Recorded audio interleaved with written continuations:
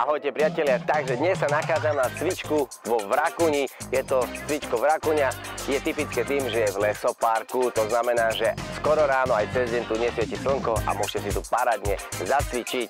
Takže dneska si ukážeme opäť nejaké tréningy, teším sa na vás a verím, že sa vám budú páčiť.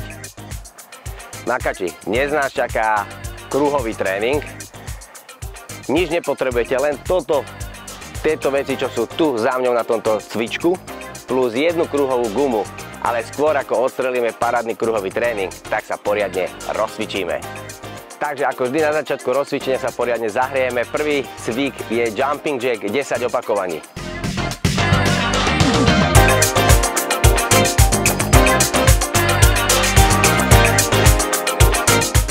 Druhým cvikom je zdvih kolena.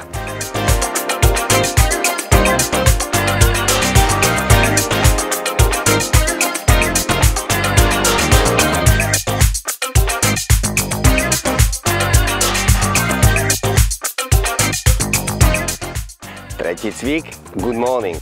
To znamená, že slúži na natiahnutie celej zadnej strany. Buď ruky máš vedľa tela, kontroluješ si chrbát, tiež 10 opakovaní. Alebo si dáš ruky za hlavu.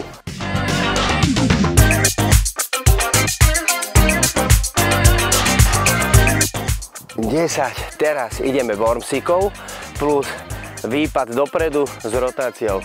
To znamená, tu je nádych, ideš dole, preručkuješ, jedna noha, rotácia, vrátiš, vymeníš nohu, rotácia, vrátiš, preručkuješ naspäť, nádych a znovu výdych, ručkuješ dopredu, jedna noha, hop, druhá noha, hop, ručkuješ naspäť, hop, a ideme do posledného, tretieho.